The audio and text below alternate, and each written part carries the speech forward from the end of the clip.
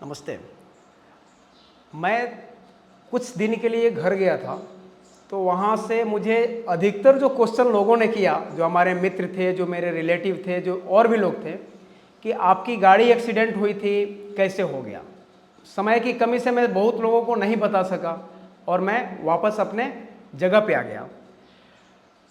तो उन सभी को मैं प्रयास किया कि मैं वीडियो के माध्यम से बता दूं। दिन था 20 जनवरी, मकर संक्रांति मनाकर हम सूरत आ रहे थे। इंदौर और गोधरा हाईवे पर, गोधरा से लगभग 15 किलोमीटर पहले मेरी कार एक्सीडेंट हुई। उस समय 4 लेन में गाड़ी चल रही थी। गाड़ी चलाने वाले हमारे ही एक एम्प्लॉई हैं जो बहुत पुराने हैं, उनको अनुभव है गाड़ी चलाने का, वे चला रहे थे। आगे सीट पर मैं बैठा था। शाम का टाइम था, लगभग 6 बजे। मेरा मोबाइल बिजी था, मैं कहीं बात कर रहा था। तभी पीछे से एक ट्रक ने आया और ठोक दिया। वो ट्रक की क्या गलती थी, ट्रक वाला फोन में बिजी था। उस समय मेरी गाड़ी 2 बार रोटेट होके तीसरी बार में डिवाइडर पे खड़ी हो गई। हम सब भाग्यशाली थे कि उतनी स्पीड में गाड़ी के होने के बावजूद भी और उतनी बड़ी गाड़ी से टक्कर होने के बाद भी हम उस गाड़ी में 4 लोग सवार थे और उन चारों को एक खरोच तक नहीं आया। उस समय मैंने अपने कर्म के ऊपर भरोसा किया और भगवान से यही कहा कि भगवान, आपने मुझे मेरा कर्म का ही फल दिए हैं।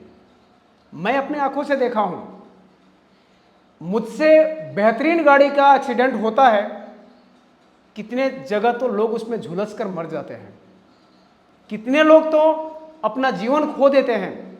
लेकिन उसमें हम 4 लोगों ने जो सवार थे, किसी को एक टैबलेट और एक दवा खाने तक का भी मौका नहीं मिला। तो कहीं ना कहीं यह हमारे कर्मों का फल है और भगवान का आशीर्वाद है।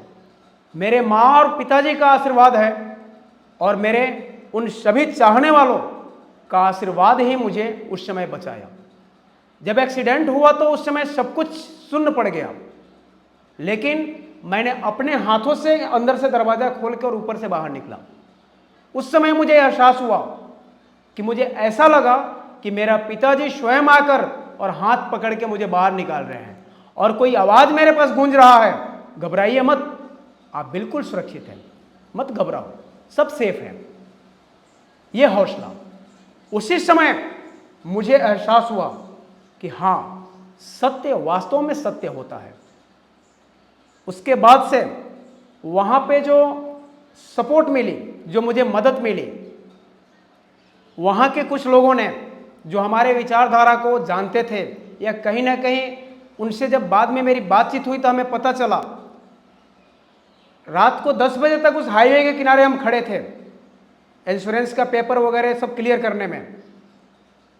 मुझे जब अकेलापन महसूस होने लगा, क्योंकि हम 4 के अलावा दूसरा कोई नहीं था, सब धीरे धीरे चले गए थे, गाड़ी पूरी डैमेज हो चुकी थी, तो मैंने हमारे संगठन को कॉल किया, राष्ट्रीय स्वयंसेवक संघ को, और वहां से मुझे तुरंत कुछ लोगों ने अपनी गाड़ी लेकर आए। वो सहारा किया जिसका मैं उम्मीद नहीं कर सकता था।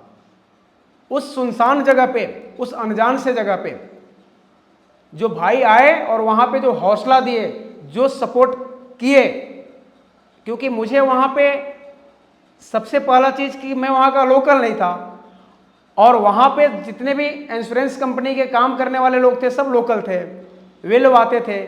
भाई मैं तो डिस्टर्ब था, लेकिन उन लोगों ने ये सारी चीज़ों को समझ के बताया, समझाया और अंततः मुझे जब मेरी गाड़ी का काम करवाने के लिए जाना होता था तो मैं कभी गया नहीं। वहीं के हमारे एक मित्र थे जिनका नाम लेने में मुझे गर्व महसूस हो रहा है, मिहिर भाई। वो मिहिर भाई एक बैंक इंडियन पोस्ट पेमेंट में काम करते थे, भारतीय डाक में काम करने का एम्प्लॉई थे वो। वे उस समय अपने परिवार को लेकर जा रहे थे, फैमिली के साथ थे। जब एक्सीडेंट हुआ वो तुरंत मेरे पास आए और उन्होंने मुझे ये बोला कि मैं अपने फैमिली को छोड़ के वापस आपको आता हूँ। फिर भी उन्होंने मुझे 1 घंटा समय देकर तब गया था, लेकिन उन्होंने घर जाने के बाद मेरे पास आए। आने के बाद उन्होंने मेरे साथ उस समय तक रहा जब तक हम वहाँ से फ्री नहीं हो गए, और अपनी गाड़ी से मुझे हर वो सुविधा प्रोवाइड करवाया जो मुझे उस समय की आवश्यकता थी। इसलिए मैं इस घटना से यह सीखा कि अगर आप अच्छे कर्म किए हैं तो चाहे परिस्थिति कोई भी हो, वह कर्म आपको फल देगा ही देगा।